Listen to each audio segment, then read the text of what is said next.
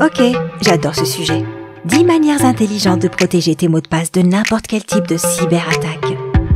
Les réseaux fonctionnent ainsi. Tes mots de passe sont mémorisés dans des systèmes sécurisés à l'aide d'algorithmes spécifiques. Les malfrats essaient d'accéder à ces mots de passe en utilisant différentes techniques. Et avec le temps, leurs méthodes sont devenues de plus en plus efficaces. Alors comment faire pour protéger tes informations personnelles? Eh bien, éviter les erreurs fatidiques de cette liste t'aidera à tous les coups. Mais avant de commencer, n'oublie pas de t'abonner à notre chaîne pour recevoir nos notifications pour ne plus rien manquer.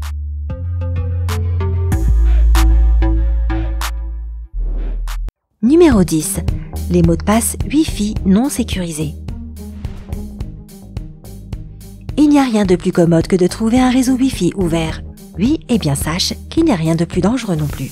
Les Wi-Fi non sécurisés qui ne requièrent aucun mot de passe ouvrent leur accès à tous les dossiers. En conséquence, toute ton activité peut être observée par un délinquant sur le même réseau Wi-Fi.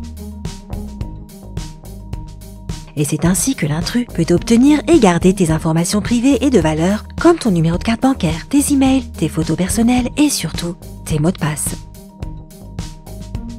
Si tu dois absolument ouvrir ton réseau Wi-Fi comme un point d'accès tout public, utilise plutôt un réseau privé virtuel, ainsi connu sous le nom de VPN, pour sécuriser ton Wi-Fi. Ainsi, toutes tes données resteront bien gardées.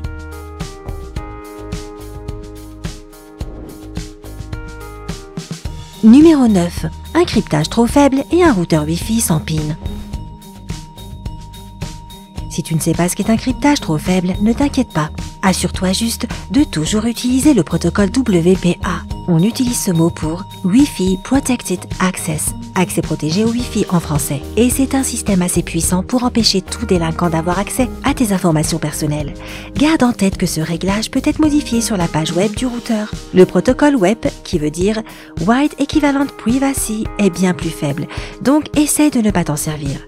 Les intrus peuvent aussi utiliser WPS ou Wi-Fi Protected Setup, réglage de protection du Wi-Fi. Sa vulnérabilité permet d'obtenir les mots de passe du Wi-Fi même si tu utilises le WPA.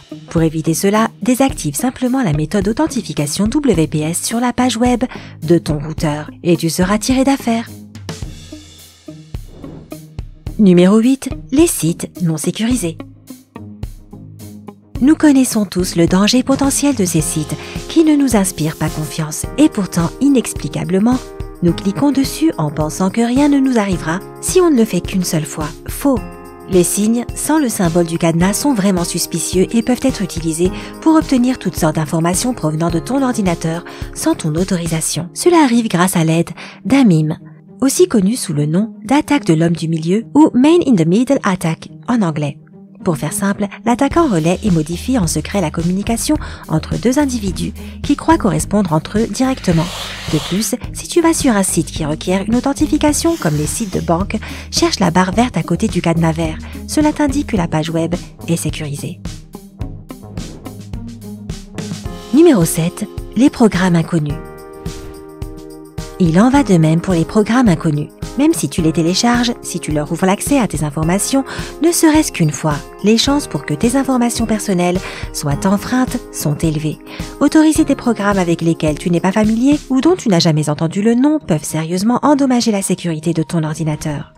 Si c'est absolument nécessaire ou que tu as déjà commis l'erreur, tu devrais peut-être annuler cet élément et faire une analyse de ton programme antivirus. Cela te permettra de détecter tout problème potentiel et les corriger immédiatement. Numéro 6. Donner son accord pour relier ses comptes avec des sites inconnus. Autre chose, à propos des sites inconnus, essaie de ne pas entrer ton numéro de compte personnel dedans.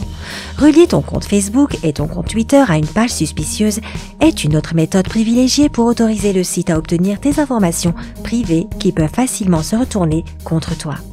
Il y a eu des tonnes d'affaires dans lesquelles des gens ont perdu leur compte ou encore se sont rendus compte que quelqu'un avait envoyé des messages spam depuis leur page et tout ça à cause de cette maladresse. Bien sûr, les situations diffèrent de l'une à l'autre, mais fais en sorte de relier tes comptes uniquement quand c'est une nécessité absolue. Numéro 5. Utilisez ton numéro de téléphone portable comme mot de passe des réseaux sociaux. C'est une manière très populaire de s'enregistrer ainsi et presque tous les sites des réseaux sociaux t'autorisent à utiliser ton numéro de téléphone comme mot de passe. Malheureusement, les intrus parviennent parfois à le découvrir. En fait, ils ont trouvé une faille dans Facebook et d'autres sites de réseaux sociaux et ont trouvé le moyen d'obtenir les mots de passe de certaines personnes grâce au service « J'ai oublié mon mot de passe ». Cela leur permet de rediriger les messages provenant de ton téléphone en utilisant un système de signalisation. Pour te protéger, ne relie pas ton numéro de téléphone avec tes comptes de réseaux sociaux. Au lieu de ça, utilise plutôt ton pseudonyme ou ton adresse mail pour t'enregistrer. Et si tu veux t'enregistrer, utilise plutôt ton adresse mail courante si possible. Numéro 4. Ne pas faire les mises à jour des systèmes. Tout système opératoire s'améliore généralement avec n'importe quelle mise à jour. Bien sûr, il peut toujours y avoir quelques bugs, mais le système de sécurité s'améliore constamment, permettant ainsi à ton ordinateur de résister à tout type d'attaque. C'est pourquoi utiliser Windows XP ou une version plus ancienne augmente tes risques d'être attaqué. Microsoft a des mises à jour de sécurité pour ses vieux systèmes, ce qui veut dire que ton ordinateur peut être facilement piraté par un nouveau virus ou toute autre forme de cyberattaque. Si tu n'as pas envie de mettre à jour ton système, alors dote-toi d'un antivirus puissant pour protéger ton ordinateur. Au moins un peu plus longtemps. Mais bon, quand même, tu ferais mieux de le mettre à jour.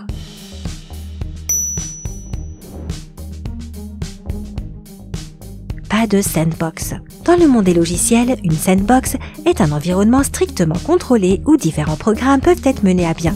Si tu veux plus de sécurité quand tu visites un site un peu douteux, installe une sandbox. Cela restreindra ton logiciel dans un environnement protégé n'autorisant que les ressources les plus basiques.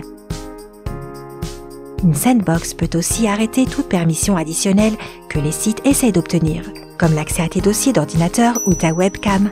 Si tu veux aller sur un site suspicieux sans utiliser une sandbox, alors tu ferais mieux d'installer un antivirus. Beaucoup de programmes ont déjà des sandbox, même les moteurs de recherche les plus populaires, dont Google Chrome. Un autre moteur, Mozilla Firefox, n'a pas de sandbox ceci dit, donc si tu l'utilises, rappelle-toi que tu as besoin d'une protection supplémentaire.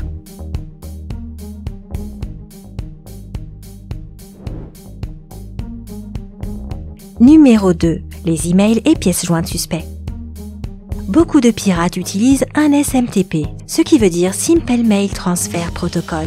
En gros, c'est un standard d'Internet pour transférer des mails. Mais cela peut aussi permettre à des intrus d'introduire des virus, des spams, des sites de phishing dans l'ordinateur de la victime.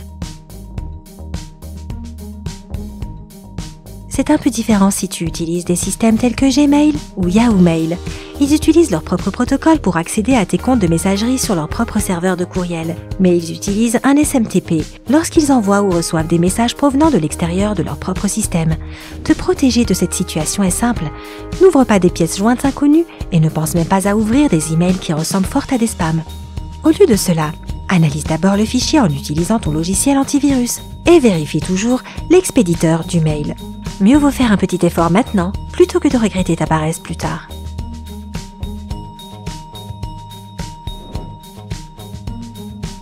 Numéro 1. Les données synchronisées.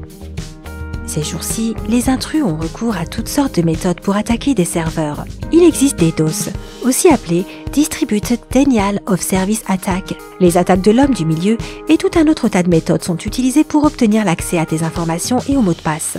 Oh, c'est sérieux, bien évidemment. Tout ce qui se trouve dans ton serveur peut disparaître en un clin d'œil, et il est quasi impossible de tout récupérer. Donc fixe-toi cette règle stricte. Sécurise toujours tes informations en les stockant sur un disque dur externe ou sur une clé USB. Perdre ton profil n'est pas grand-chose comparé à toutes tes données importantes. Alors prends ton temps et assure-toi de faire le nécessaire si ton ordinateur ou les comptes de réseaux sociaux sont un jour piratés.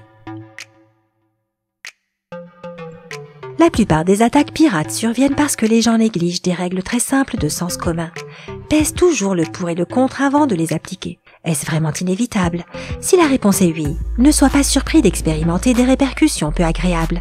À part cela, sois très prudent et tout ira bien.